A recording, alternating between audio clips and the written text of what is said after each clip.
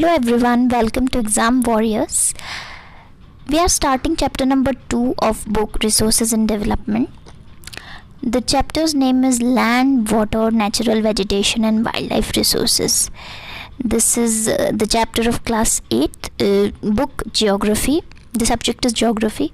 हम इस चैप्टर में लैंड के बारे में लैंड स्टडी करेंगे पहले पूरी तरीके से, then we will come to water, उसके बाद नेचुरल वेजिटेशन जो नेचुरल पेड़ पौधे होते हैं उसके बारे में, उसके बाद वाइल्ड लाइफ रिसोर्सेज के बारे में स्टडी करेंगे। ये 4 टॉपिक्स के बारे में हम बहुत ब्रीफली इस चैप्टर में स्टडी करने वाले हैं। सबसे पहले जो हम ये जो टॉपिक है इसको बेटर अंडरस्टैंड करने के लिए सबसे पहले एक स्टोरी के थ्रू चलते हैं। एक विलेज है तंजानिया अफ्रीका के अंदर, वहाँ पे एक लड़की रहती है that girls name is mamba. वो वाटर को फेच करने के लिए बहुत दूर तक जाती है रोज़ सुबह जल्दी उठ के, और काफ़ी घंटों बाद वो वहाँ से आती है। उसके बाद वो घर में अपनी मदर की हेल्प करती है हाउस होल्ड कोर्स के अंदर, और फिर वो अपने ब्रदर्स की हेल्प करती है गॉड्स की केयर कर। जो माम्बा है उसके पास एक उनके जो इसकी फैमिली है वो एक हट ओन करते हैं। उनके पास एक हट है, हट के आसपास की ज़मीन है वो उनकी है, और वो वहाँ पर उसके फादर मामा के फादर बहुत ज़्यादा टिलिंग करने के बाद कुछ बीन्स और थोड़े से मेज़ उगा पाते हैं। लेकिन ये जो बीन्स और मेज़ है सफिशेंट नहीं है अपनी फैमिली को पूरे साल के लिए फीड करने के लिए। सो ये थी माम्बा की स्टोरी। नेक्स्ट स्टोरी जो हम नेक्स्ट है लाइफस्टाइल है वो पीटर की पढ़ेंगे।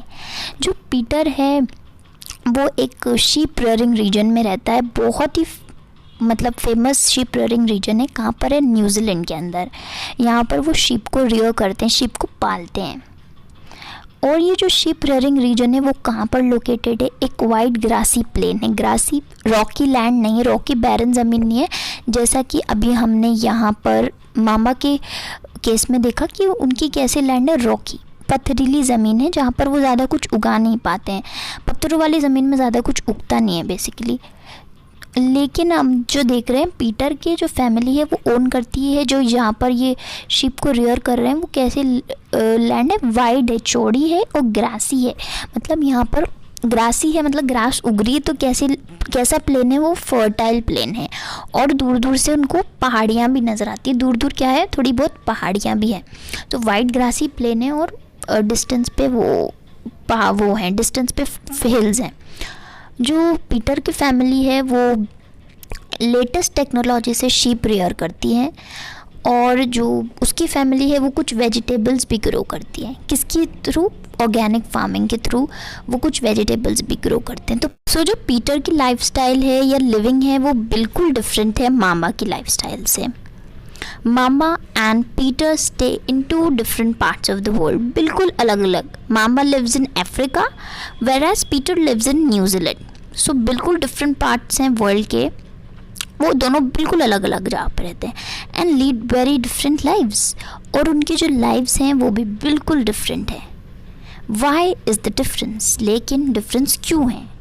उनकी लाइफ में इतना डिफरेंस क्यों है? इसके 4 रीजन्स है। सबसे पहला नेचुरल वेजिटेशन।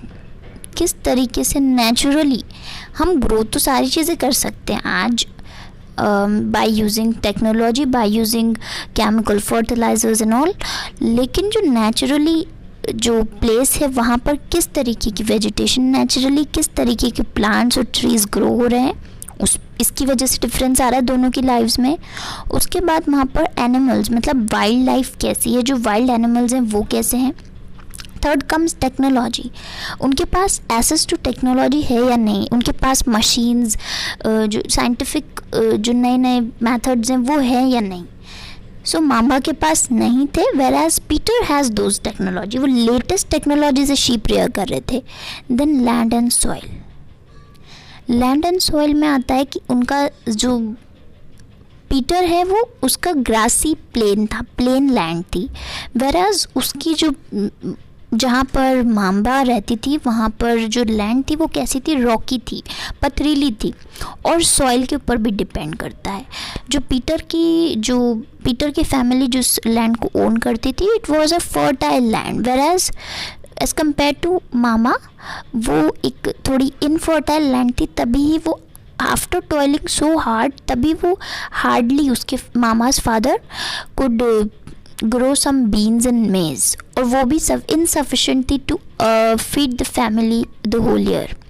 सो इसीलिए दोनों के बीच में जो मामा है और पीटर है, उनके लाइफस्टाइल में डिफरेंस, लाइफ्स में इतना डिफरेंस क्यों है? चार रीजंस हैं, चार रीजंस हैं डिफरेंस के। सबसे पहला हो गया natural vegetation, then comes animals, technology, land and soil, जिसका टॉपिक जो हमने चैप्टर का हेडिंग जो है वो भी इसी नाम से है कि नेचुरल, जो लैंड, सॉइल, नेचुरल वेजिटेशन, यही सारे जो 4 टॉपिक्स है वहाँ पर भी हमें बताए गए हैं। तो इस स्टोरी से हम समझ सकते हैं कि कितना ज़्यादा इफ़ेक्ट है इन चारों चीज़ों का, इन चारों फैक्टर्स का एक ह्यूमन की लाइफ के अंदर। क्या क्या टॉपिक्स हम इस चैप्टर में पढ़ने वाले हैं वो मैं आपको बता देती हूँ। सबसे पहले हम लैंड के एंगल से पढ़ेंगे। सबसे पहले हम पढ़ेंगे लैंड के बारे में, उसके बाद land use, then conservation of land resource. Land के बारे में पढ़ेंगे, लैंड क्या होती है, उसके बाद लैंड को हम किस किस तरीके से यूज़ करते हैं और कंजर्व कैसे कर सकते हैं हम। जो हमारे पास लैंड जो एक बहुत इंपॉर्टेंट रिसोर्स है उसको हम कंजर्व कैसे कर सकते हैं। उसके बाद हम सॉइल के पर्सपेक्टिव से पढ़ेंगे, सॉइल को स्टडी करेंगे, किस फैक्टर्स के थ्रू, किन किन प्रोसेसेस के थ्रू सॉइल फॉर्म होती है very gradually in years, in at a specific period of time, किस तरीके की सॉइल फॉर्म होती है, उस प्रोसेस को पढ़ेंगे। उसके बाद थर्डली हम पढ़ेंगे डिग्रेडेशन ऑफ सॉइल, सॉइल किस तरीके से डिग्रेड होती जा रही है और उसको हम कंजर्व किन मेजर्स के थ्रू कर सकते हैं। उसके बाद हम वाटर को पढ़ेंगे, वाटर के डिस्ट्रीब्यूशन को पढ़ेंगे, वाटर अवेलेबिलिटी की प्रॉब्लम्स को स्टडी करेंगे कि क्या क्या प्रॉब्लम्स है regarding water availability, and then comes कि हम किस तरीके से, जो वाटर एक बहुत इंपॉर्टेंट वैल्यूएबल रिसोर्स है, how can we conserve it. उसके बाद natural vegetation and wildlife के बारे में हम स्टडी करेंगे कि नेचुरल वेजिटेशन क्या होता है और वाइल्ड लाइफ उसके बारे में पढ़ेंगे। डिस्ट्रीब्यूशन ऑफ नेचुरल वेजिटेशन, किस तरीके से नेचुरल वेजिटेशन डिस्ट्रीब्यूटेड है, कहाँ कहाँ पर किस तरीके की नेचुरल वेजिटेशन पाई जाती, वो डिस्ट्रीब्यूशन होता है।